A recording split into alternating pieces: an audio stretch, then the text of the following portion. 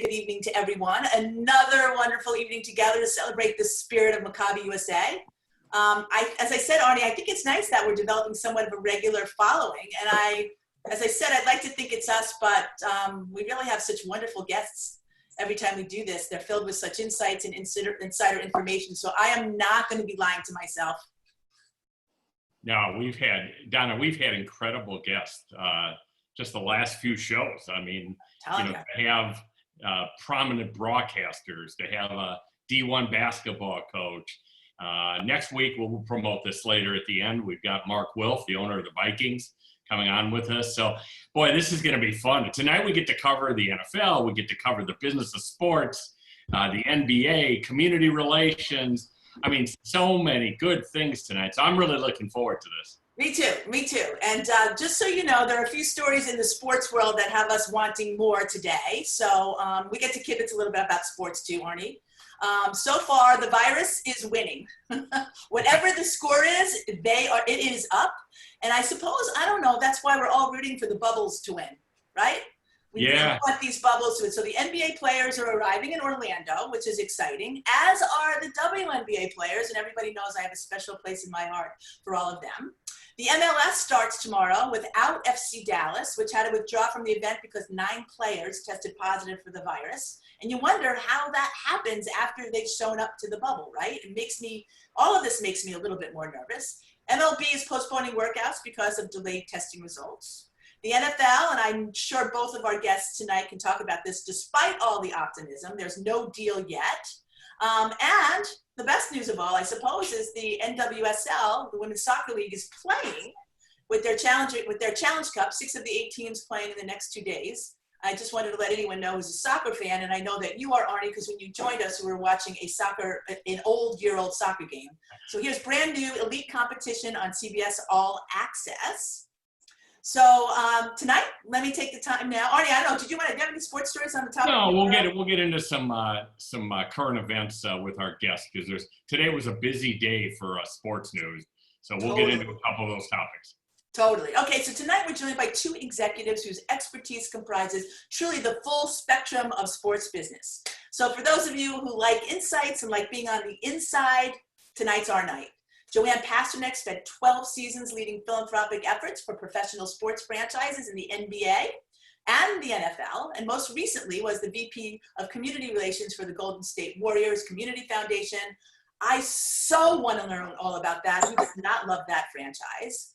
And she had a similar position prior to that for the 49ers. Again, another great franchise that you'd love to know more about. And I believe, to be extra super timely, that Joanne was there when Kaepernick was there. She's a dynamic impact strategist, a retired competitive figure skater, which is pretty cool.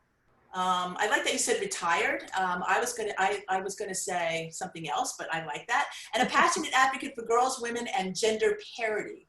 She currently is the president and chief impact officer of Oliver and Rose, and she'll tell us a lot more about the unique services of that company. So important now, joining sports and philanthropy and creating impact.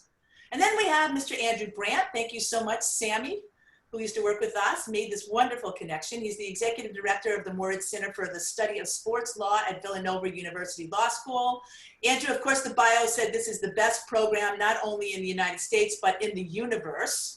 And who am I to disagree with that, right? You have also established himself as one of the most respected national voices in sports and sports business, and provides truly insightful perspectives in all forms of media and academia.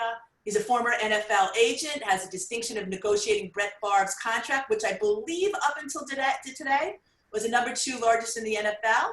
Also hosts a weekly business sports podcast, and today he has published a timely article on one of the biggest stories in sports. Now, I just want to check, Danny, did you and Mackenzie put those links in the chat box?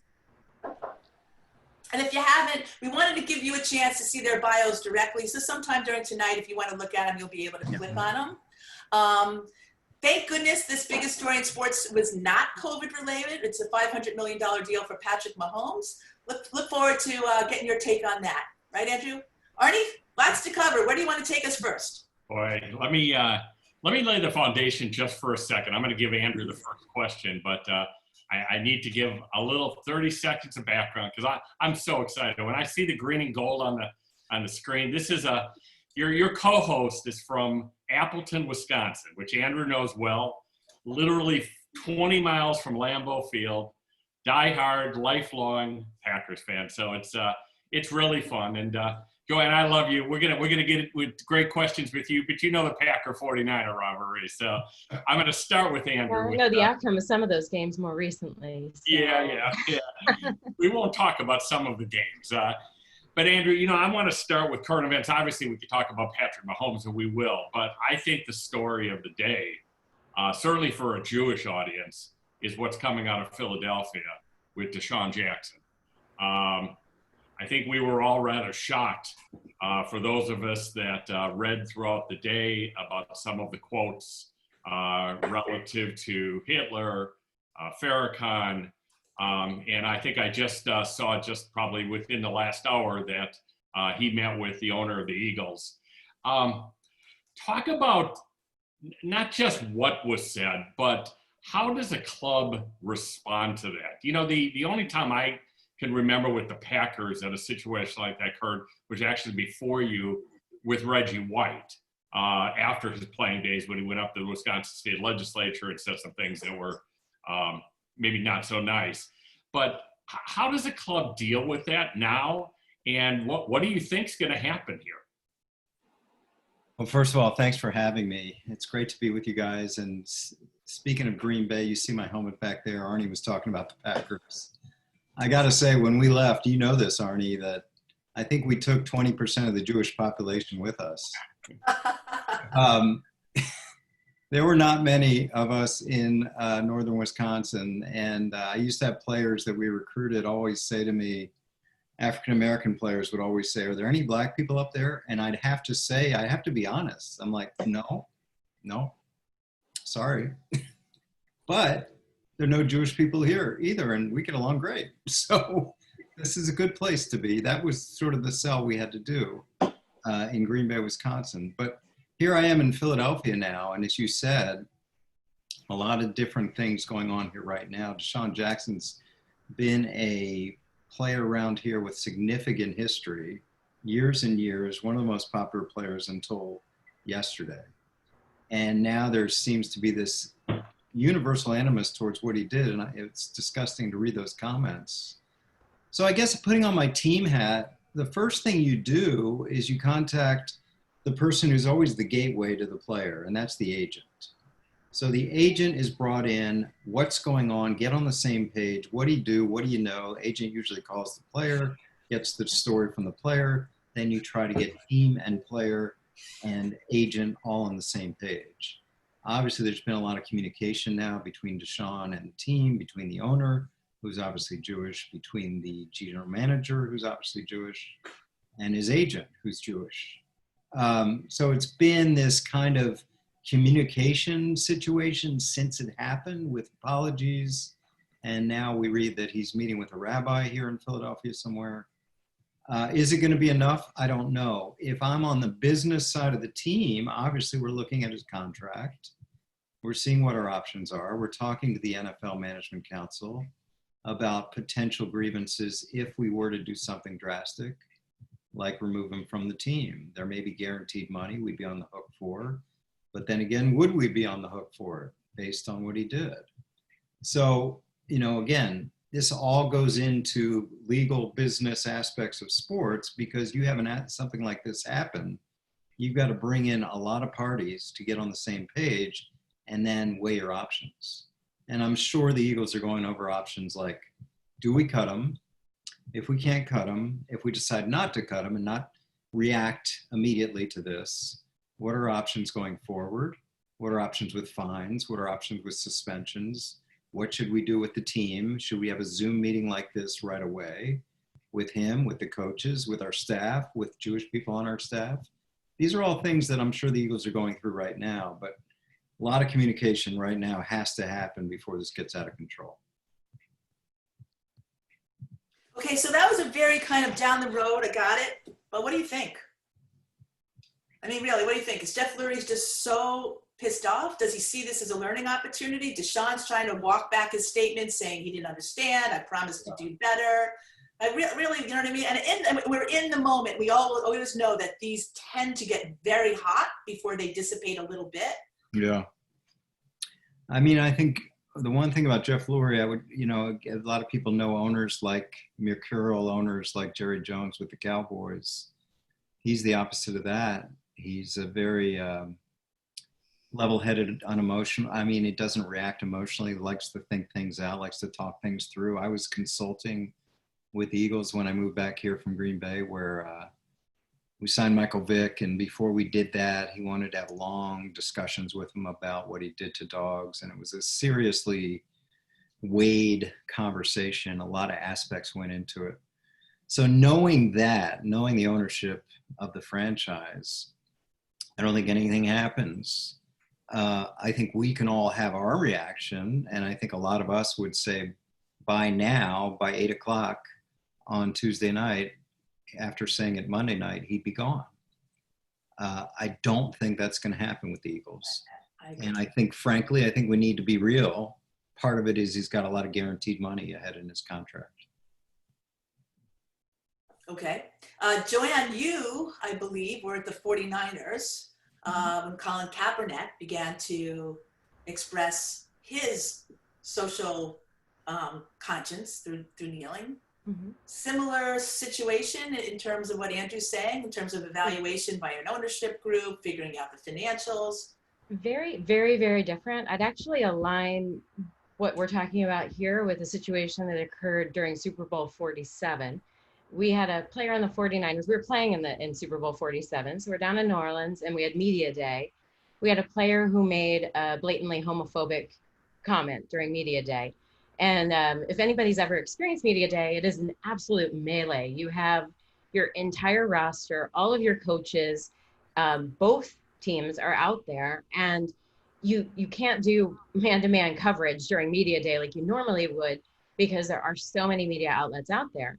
And this particular player wasn't a very prominent player per se, but a member of the media came up to him, put a mic in his face, and asked him a question about a video that we had put together on the community relations side that was really saying that we supported all people, all types of relationships, and it was something that as an organization we stood firmly behind. And when they asked this question of this individual athlete, he made a statement that was then blasted out everywhere, and immediately we jumped into action and said, okay, what are we going to do? How do we address the statement that he made right now with Super Bowl just 4 days away? How do we address it without disrupting what our practice schedule looks like as we go into the biggest game of everybody's lives who's out there on the field? It was tumultuous, it was disruptive, but what was interesting was that we had to get through the game, and then when we returned to the office, we took note of what had happened, and then we addressed it. We addressed it as a team, but we also addressed it with the individual athlete. And in my role as head of community affairs and head of the 49ers Foundation, I actually accompanied this player to Los Angeles to sit down with the Trevor Project, which is an amazing organization that works with teens who are struggling to work through issues around self-acceptance, and we talked through what the It Gets Better video had been about. But as this athlete and I sat down in the middle of a session and talked through and listened to these young people, this young man turned to me and he said, I'm not a bully, am I? And I looked at him and I was like, well, the words you used were bullying words. And it was like this revelation that happened. And I actually, behind me, I have a cleat from that player that he signed. And the reason I keep that cleat with me is because what I saw in him was a moment where his eyes opened and he changed. And he's somebody I'm still in touch with to this day. Coincidentally, he happens to be from Philadelphia. I went to college in Philadelphia. I have a lot of Philadelphia connections. And I later learned a lot about his life story and how young his mother was when she had him and how few male role models he had had growing up. And what that brought to my attention was how much of a responsibility we had as the grown-ups in the lives of many of these athletes to stand there and to not just judge, but to stand there and to be role models and to model the behavior that we hoped they would be able to gain through our leadership, and to start to work with them on their development. So it wasn't just about development on the field, it was the development off the field that mattered as well. And so I wouldn't liken this situation to what we're seeing with social justice. To me, that's a whole nother issue. This is more, do we understand the context of the words? Are we looking at them from the same lens? And while I would never, ever condone anything that could be harmful or hurtful to anybody, when I hear an athlete saying, I put these words down, not understanding the context, there's a part of me that wants to step in and say, okay, let's look at what he's saying and understand if maybe there is some validity to that statement of not understanding the context. Because I will tell you, that is almost to a word what happened with many athletes I have worked with over the years.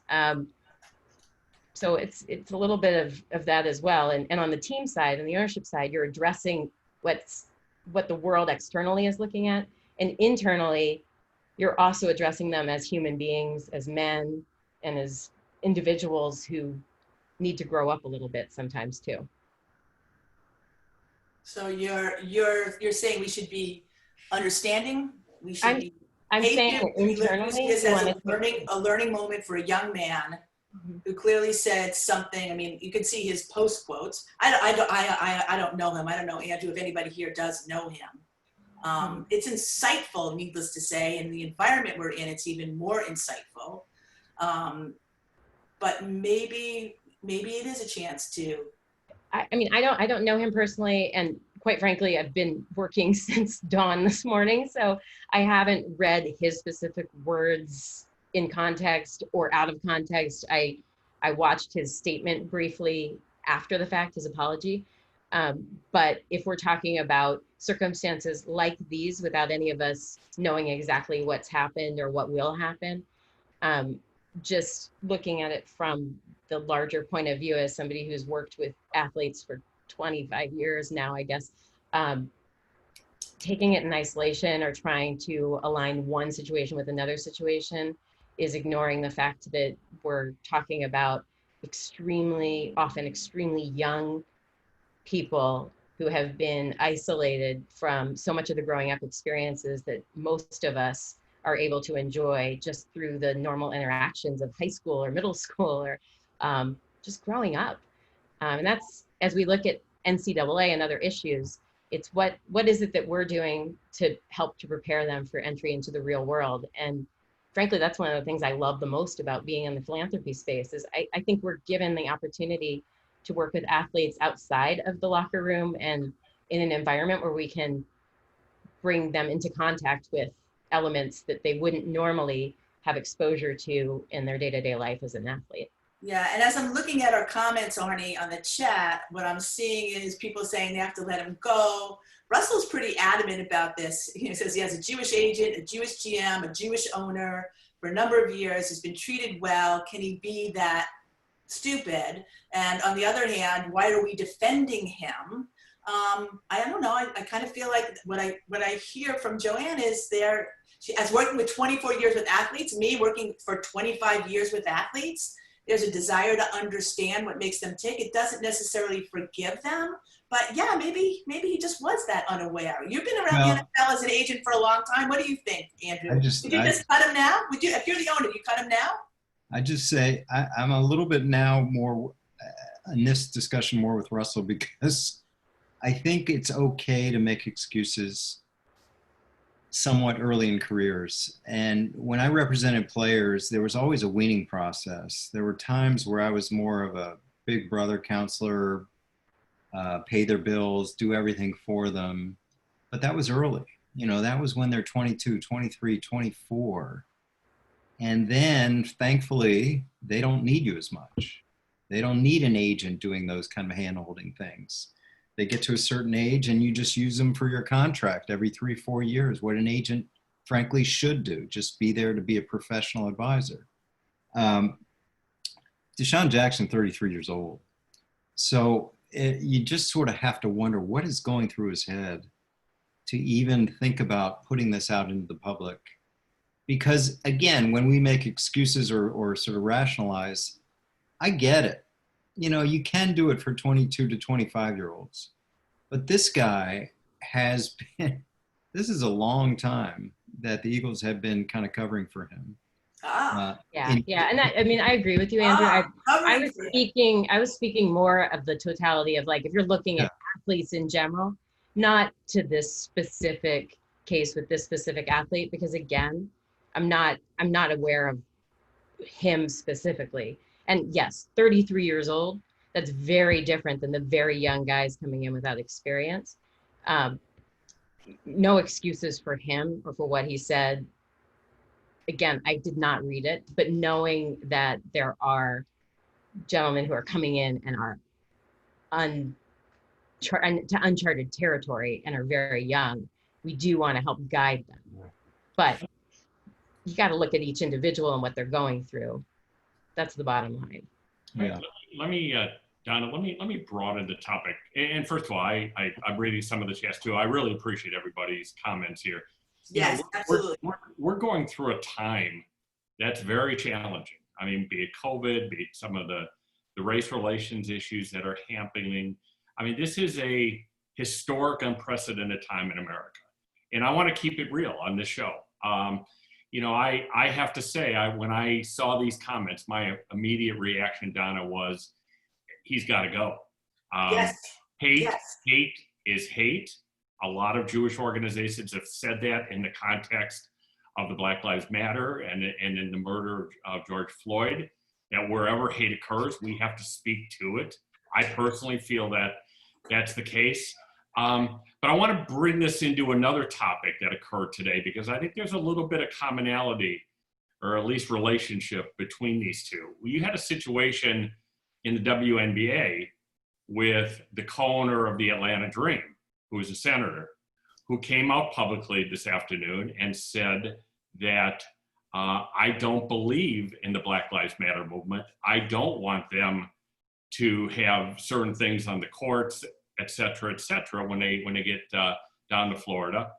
And the immediate response to that by the WNBA Players Association, and I'm not sure if the league office has come out with the statement yet, was she's got to go.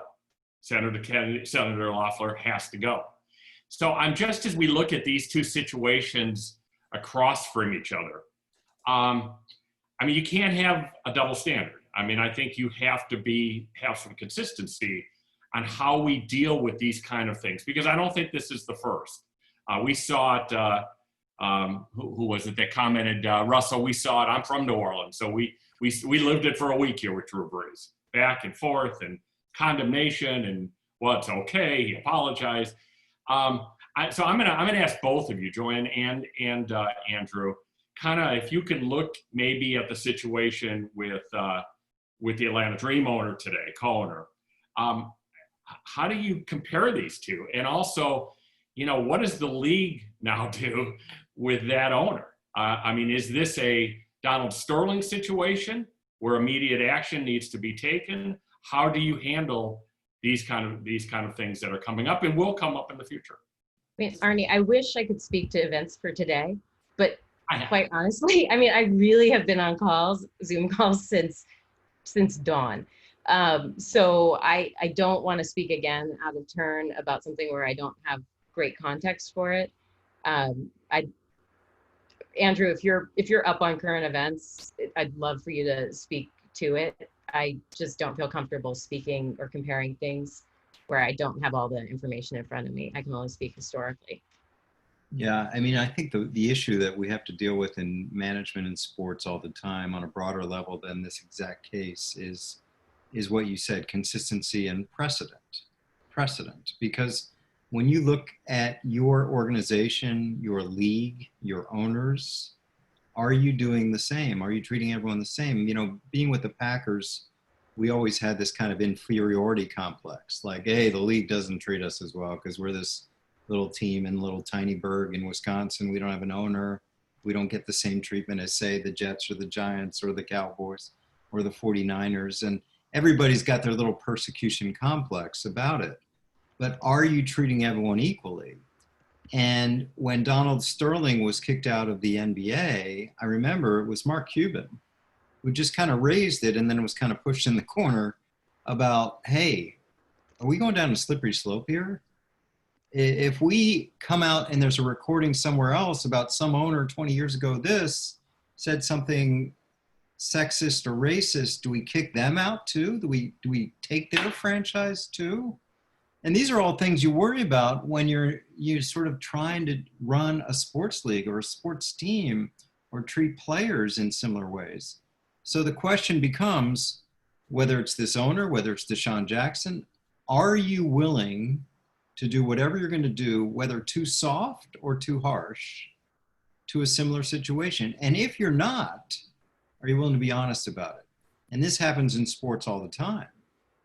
You talked about Kaepernick. There are players who have protested who are long gone because they weren't, frankly, that good. And they didn't have enough talent to merit tolerance for that action. There are other players who continue to protest. Malcolm Jenkins is one who's not losing his job because he has a talent level. So I think you need to be honest about that. If they're going to treat this woman with the ownership that way, are they going to do it the next time someone says something wrong or does something that's not appropriate for the times? That's what you have to think about, precedent. Right. And, and I'd like to just flip a little bit here. Not to, I mean, this is important. We can dig deeper. But Joanne has been working on the side of two incredible franchises that looks to take the power of sports to create positive impact in the community. She's done that extraordinarily well. I think you've had great teammates, certainly most recently with the Warriors, and love for you to share some of the positives. Let's go to the counter side of the impact of sports where, lots of discussions still to come, but some of the good things that you have been able to make happen under your leadership. Yeah, it's interesting because I think the counter to all of the elements that drag things down is the fact that we are able to lift things up. And of course, whenever there is something that is going wrong on the franchise side, the first place we do turn is to see how we can rise up from it. I was really fortunate to be able to work with the Warriors during back-to-back championship years. And when we had an opportunity to have a response around a time of really a lot of tumultuous political unrest, and we had won a championship and made a statement about whether or not we would be going to the White House, and then were uninvited from the White House. I was really proud to be part of a franchise where our head coach stood up and said, let's, to the team and to the front office and to the organization as a whole, let's look at what we can do that's going to be really positive for the community. What can we do to make a difference in Washington as opposed to making a negative statement about it? So it wasn't what we weren't going to do. He turned it around and said, what are we going to do? We had one of the most incredible experiences I have had in my entire career, which is when we went out to DC. We worked with Kevin Durant and Quinn Cook. We went to their community where they had grown up in Seat Pleasant, and we were able to welcome about 100 youth from the community over to a museum, the African American History Museum, part of the Smithsonian Institute, and to walk through the museum essentially after hours with these young people, and to see this without any media, without any intervention from outsiders trying to make it into a photo op, to watch the connections forming. And that to me was a truly unique experience because it was organic friendships happening and the connections. And to see the players relating to the kids is truly what makes this incredible.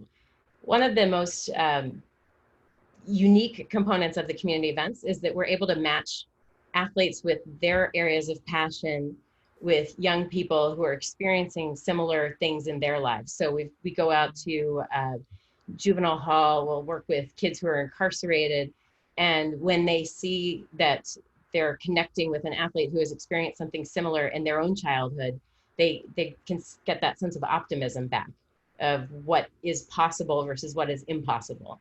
And that really is how I like to look at the world. I tend to look at, everybody has a mistake, everybody makes, a wrong turn in their lives. I'm sorry, the sun is doing all sorts of funky things in my office right now.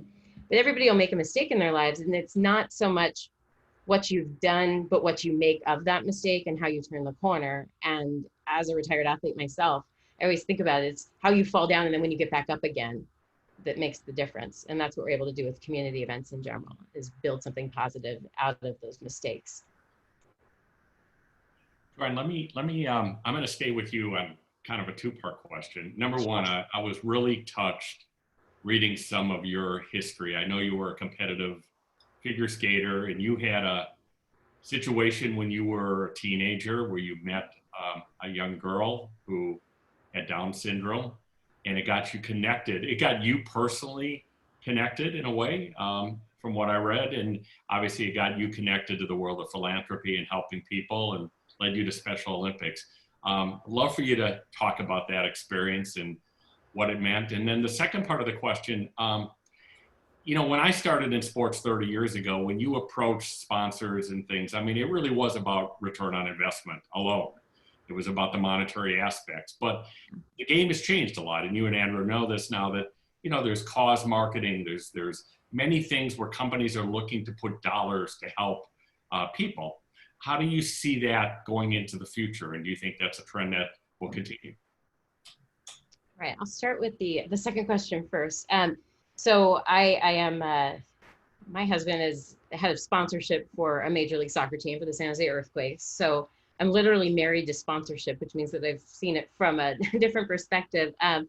When I first started with the Niners, sponsorship would usually come to me after a deal had been finalized and say, so we just sold this deal. And in that deal, we have 10 player appearances, and you need to show up and give $1,000 check to a teacher every week to launch a program around education. And I'd look at them and be like, okay, that's going to be really hard, and that's not actually going to make a difference in the schools. And it didn't really matter. We were executing on whatever the contract said, whether it made sense philanthropically or not. Over the years, I've seen that change completely. And as companies became more connected to what it meant to be socially responsible, the ways that they were approaching their sponsorship deals became much more focused on what they were going to do with that sponsorship, as opposed to how big their signage would be within the stadium. So it became about more than just the field boards or the in-game activations, and very much a lot more attention was being paid to how they were going to activate in the community. The best two examples. One is an agreement that we had with Chevron when I was at the Niners, and we launched a STEM Leadership Institute where we just had the first graduating class, 6-year program that was incredible. And it was a $4 million deal at the outset, where 90% of it was going towards supporting this education program with very little emphasis on the in-stadium activations. That was a really unique deal. When I was at the Warriors, Kaiser Permanente came in and underwrote the largest single deal ever for a sports organization that was primarily focused on the philanthropic investment components of it, around fitness, around wellness, and around health education.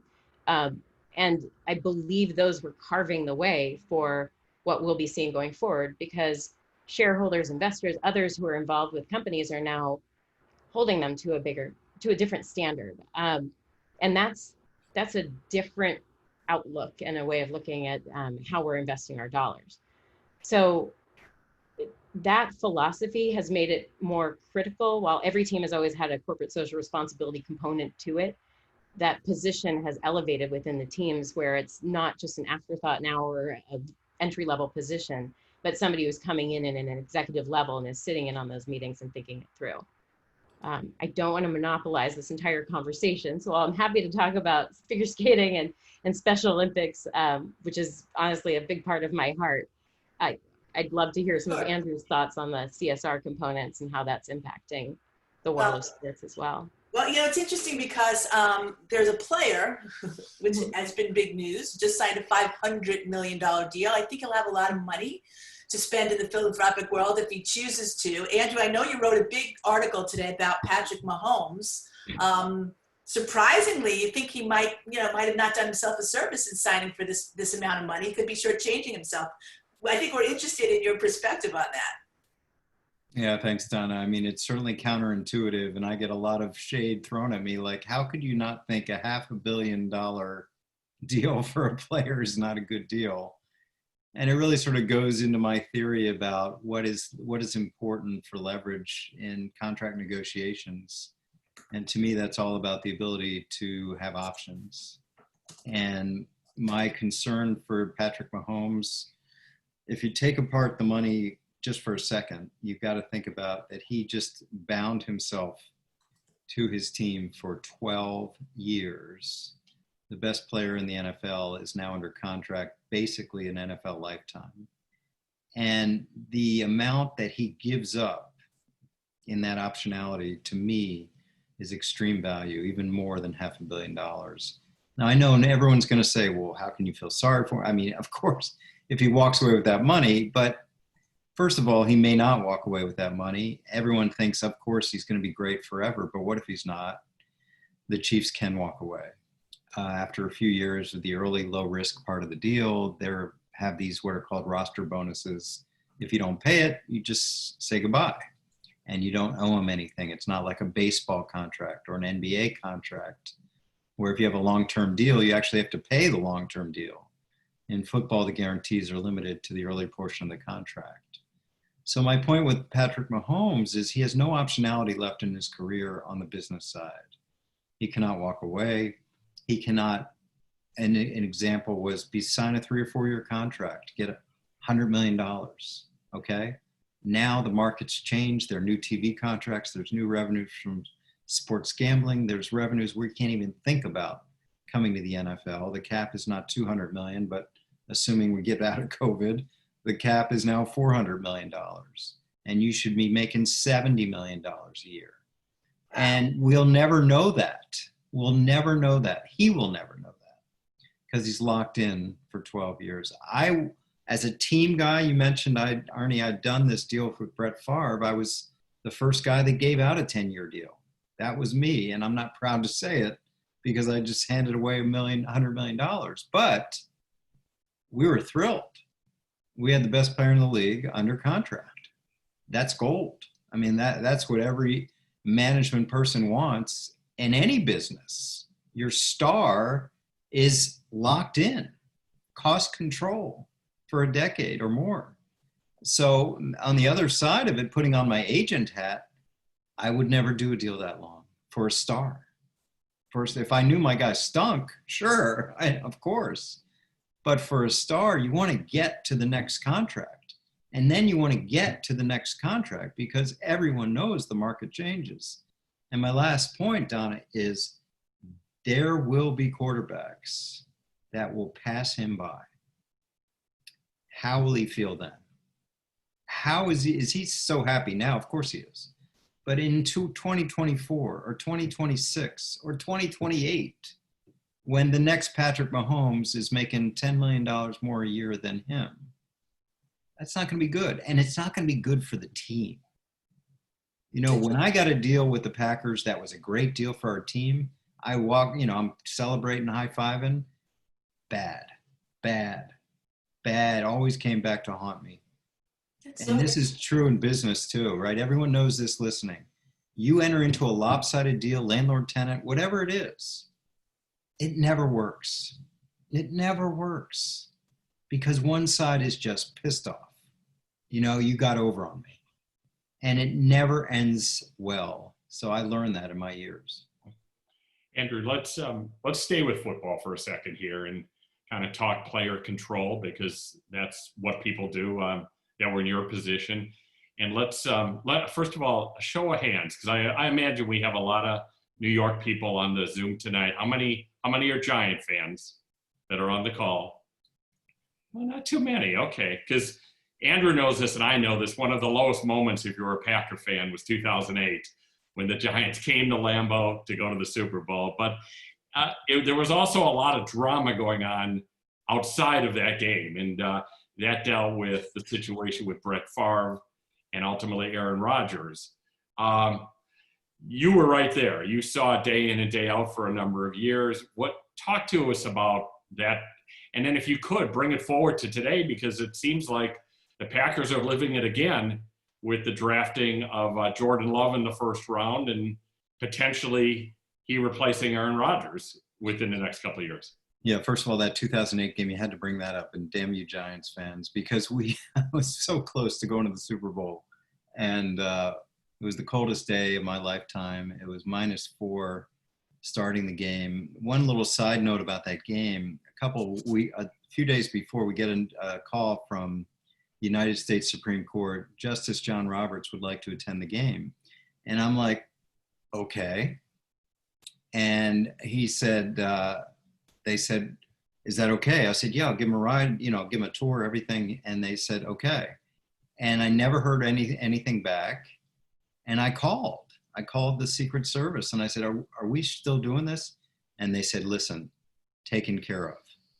And I knew I was above my pay grade now, because all these SUVs roll up and there are all these, they're called U.S. Marshals around him in this packed Lambeau of everyone's inside because it's so cold.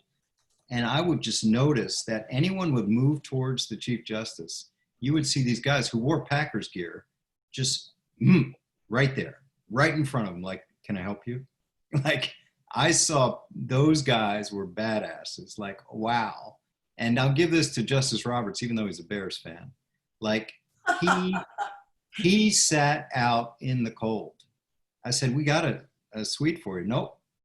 I want to be in the cold. And it was cold. Oh my God, it was cold. Anyway, 2000, I'm going to take you back quickly. 2005, the night we have a draft, we have 20 players we really want. And we're picking 24th, and by 21, they're gone. They're gone. Everyone's gone that we wanted. We wanted DeMarcus Ware so bad. Cowboys took him. We want all these guys. We got one name that we rate a first-round player that's left. One name. His name is Aaron Rodgers. The last thing we ever wanted to do was take a quarterback. We got the most durable quarterback in the history of the sport, the best player in the sport. And I'm like, oh my God. So I've got the coaches on this side of me. I'm in the middle, and they're yanking me. They're saying, Andrew, no way. No, we can't do this. No. We can't take a player that won't help us. Quarterback won't help us. He'll never play. And then I've got management saying, what do we always say? Trust the board. Trust our scouting. Best player available. So we have a drag-out fight in the draft room. Like, coaches are threatening to quit. People are going to, we have a Lambeau Field party. We finally take Aaron. Boo. Everyone's booing. Brett Favre's agent calls me. Brett Favre calls the coach. He's going to quit it. And then for 3 years, I'm trying to manage this situation where Brett's calling me every week saying, you know what it's like to come to work every day and sit with your replacement? That stinks. It sucks. I'm like, I get it. And Aaron Rodgers calling me every week saying, you know what it's like to come to work and know you're never going to actually work? You're never going to play? And I'm like, I get it. It sucked. For 3 years, no one was happy. And then we made the determination to turn the keys over to Aaron, and Brett retired. Now, maybe he felt like he was forced to retire. But of course, the siren song of training camp comes, and he wants to play. And he thinks as a Hall of Fame player, we should give him his helmet and walk out as the starting quarterback. And I'll never forget that day in July of 2008, where I had to say those 3 words that were the most profound words I said in my Packer career. I told Brett Favre 3 words: we've moved on.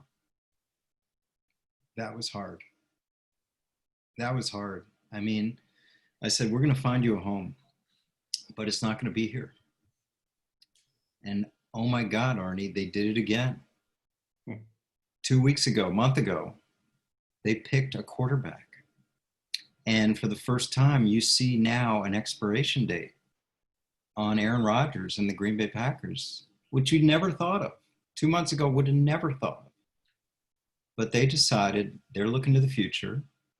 They've had 30 years of franchise quarterback play there, and they're hoping they're going to get 15 more years with this new kid. Maybe it works, maybe it doesn't. But that's what franchises have to do. They can't be fans. They can't say, we got this great player. No, you have to look at the future. Like, what is going to happen when this happens? And that's what it's all about. It's so hard coming even as coming from an agent point of view, where you realize management is all about forward thinking. Present really doesn't matter. We're looking ahead. So Roy Kessel, that should answer your question. I think that Andrew addressed his insights about taking love this year. Just want to make sure that we just say hello to everybody. Evan, it's so great to see you again. Russell, we appreciate your thoughts. It's a tough conversation. Joy, you are a joy. And let me see if I can go back here and connect the discussion about Mahomes to the work that you're doing, Joanne, because you have now, obviously this kid is so incredibly popular. Having been a commissioner of a league, I always understood that there was a rub between business and the sport, right?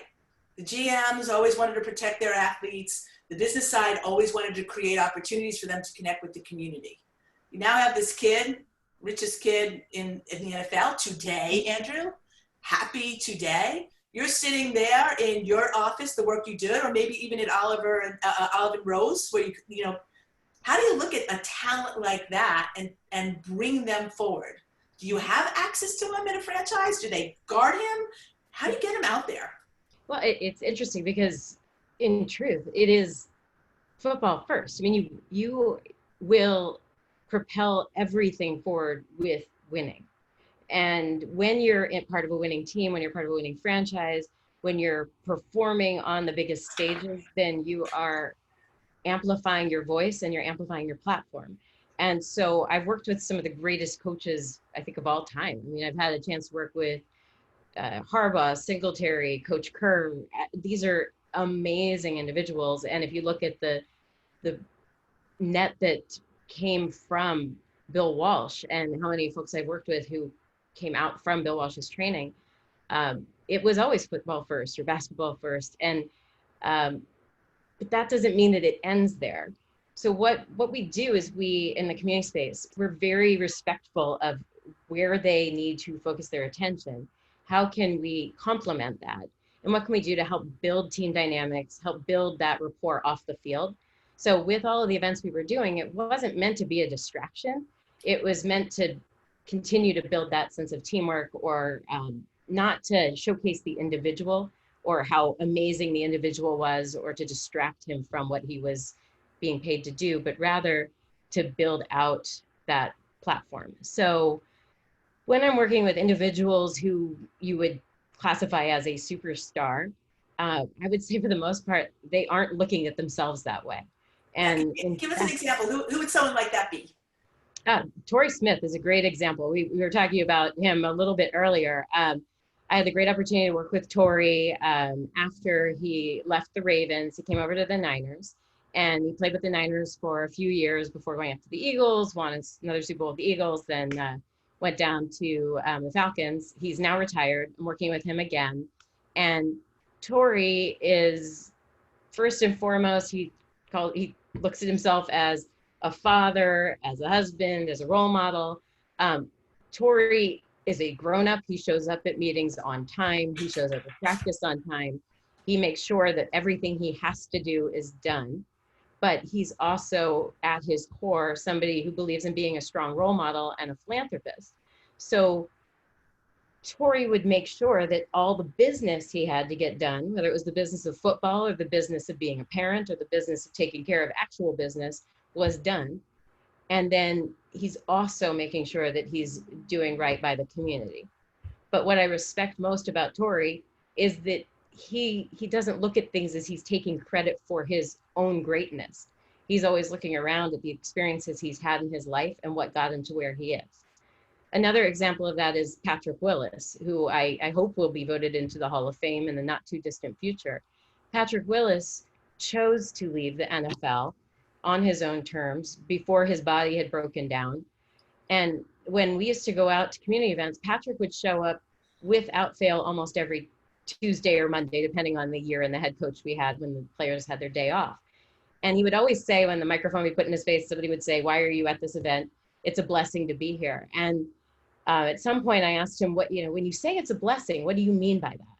And he said, "Well, I feel grateful that I'm here." Yeah, okay, well, let's unpack that a little more. What do you mean by that?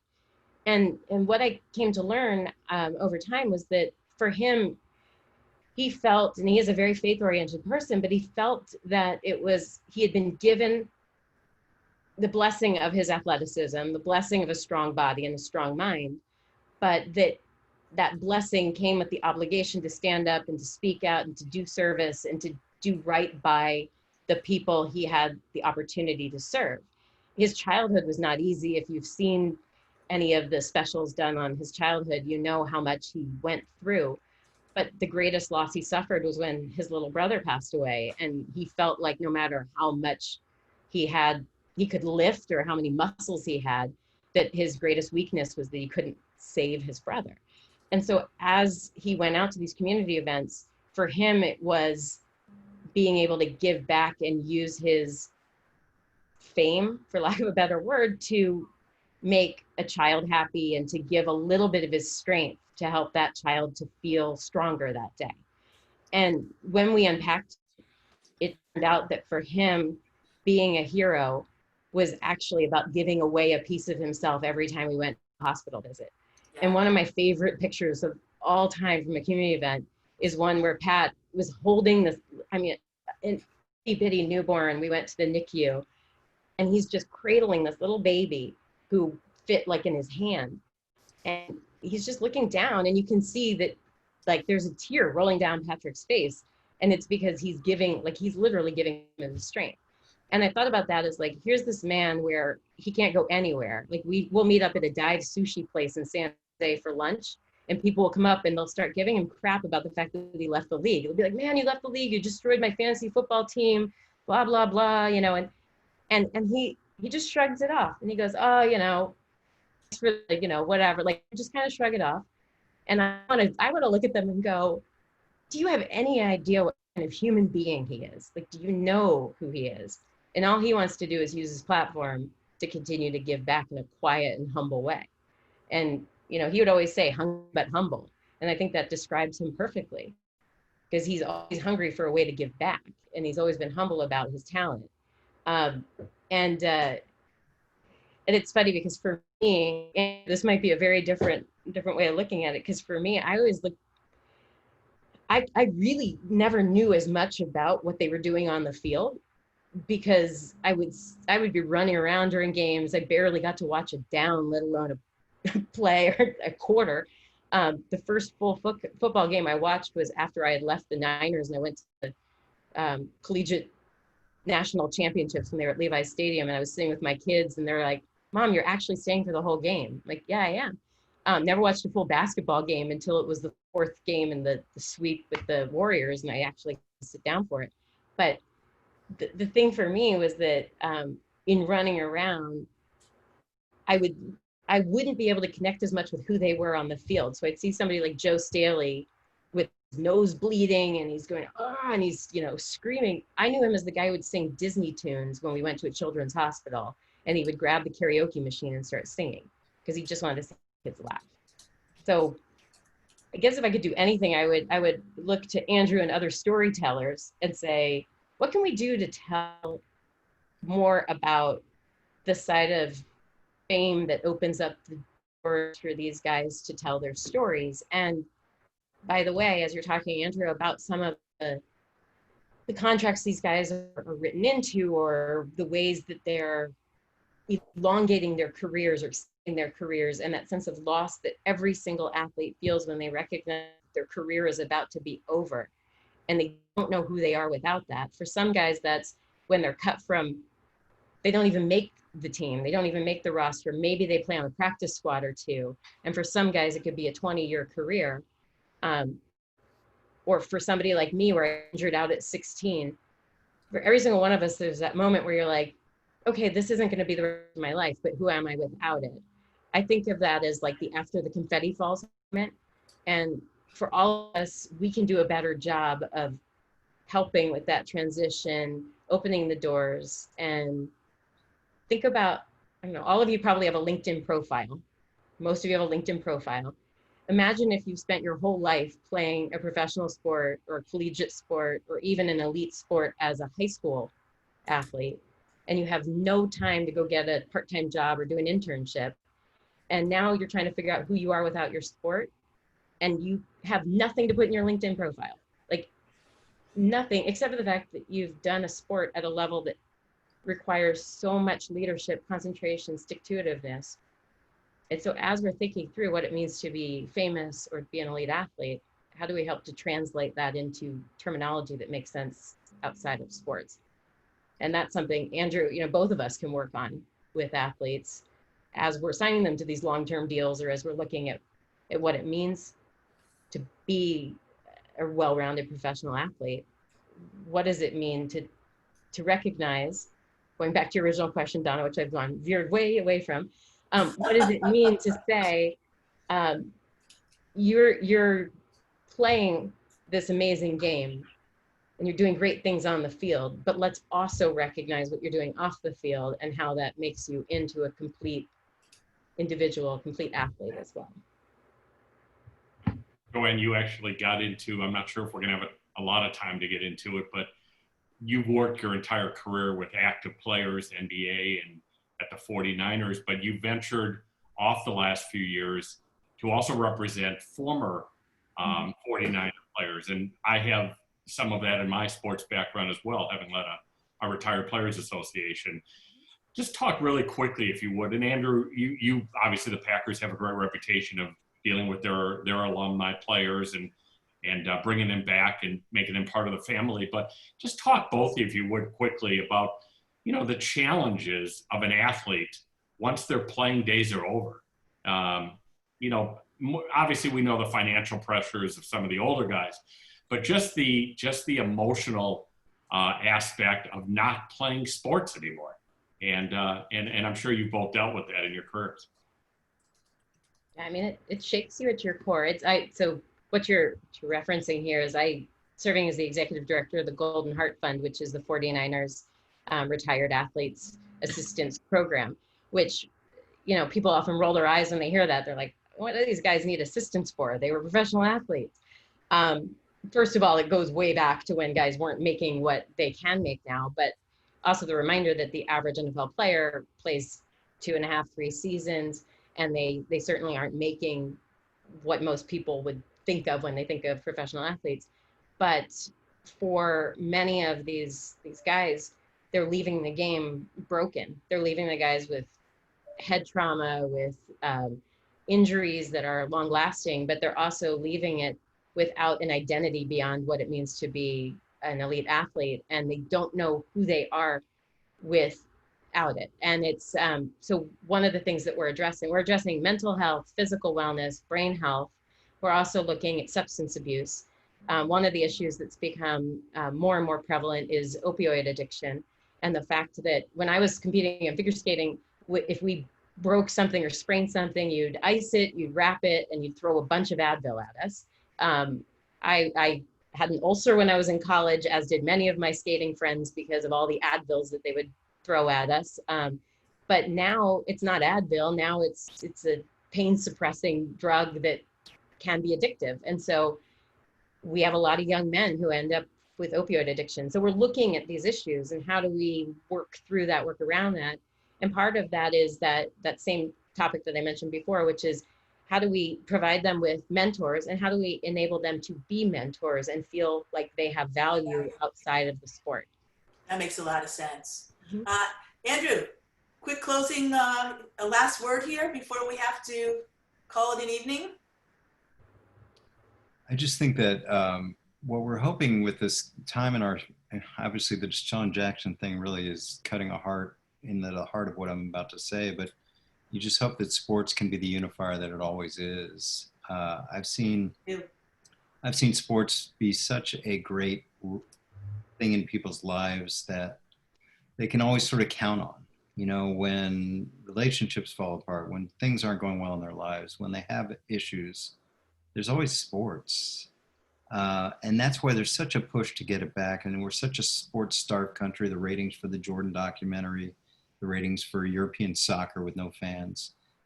I just think that we are all part of it. And whatever we do, whatever I write, whatever I talk about, I realize I have a following, and I want to make sure that it's used the right way. And to sort of bring sports to people to make them feel like we're going to be okay. Right. And that's what we like to do on these Tuesday evenings, me and Arnie, talk about things that are meaningful, that are interesting. We love this community that comes together. I would just like to note that the sports world did lose somebody very special, and I raised this because she was a friend. And you actually raised the issue, Joanne, when you talk about mental health and brain health. Her name was Gay Culverhouse, and she was the president and one of the owners of the Bucks. And she worked for years on the concussion issue for her players and for all NFL players. Sadly, she had a disease that took her life last week. And I just wanted to honor her because I thought the work that she did, the heart that she had, the spirit that she was actually made us all better. So with that, I do want to say it's nice to see you, Joyce and Drew and Eric and Paul Snyder and Amanda. Thank you for joining us. Of course, Evan, I'm just going through Lee. You know what? We love being with you, and we'll look forward to seeing you again. We want to thank you for sharing the evening. And of course, Andrew and Joanne, great insights. Without a doubt, Arnie, it's either Arnie or Dan will send me a private message and say, we could do another show with these people. And they're absolutely right. To our Maccabi USA team led by our CEO, Marshall Einhorn, our amazing producer and chief, Dan Kurtz, and Mackenzie Magar. Thanks to Steve and Shane. And of course, Jeff, I saw you, Buchan's our president. Good to see you too. All of our volunteers and officers, Spivak, for being there always love seeing your face. Everybody's doing great work and showing how sports is such a vital, social, and life-changing force. I think that's why we're all here and why we do this. Next week, we're looking forward to Mark Wilf, the owner of one of the most successful NFL franchises, the Minnesota Vikings. He also happens to be president of the Jewish Federation of North America. He's deeply involved in Jewish causes and issues for a long time now. By our next show, I'm sure he can share some of the ongoing inside stuff of getting the NFL to play. Andrew, I do hope that happened, but a deal does not seem to be as imminent as we once thought. Anyway, again, enjoy everybody. We'll see you July 24th. Arnie, I'm telling you, I am so lucky. It is such a pleasure to partner with you. We'll talk, and I love that too. We get to talk during the week, and I'll see you then. I feel the same way. And again, Joanne and Andrew, thank you. You guys were really tremendous. I have to tell you, as Donna said, we could spend another 2 shows talking to both of you about a myriad of issues. Thank you for joining us. And thank you, everybody, for joining us every other Tuesday night. We're going to keep this Maccabi Sports Show going.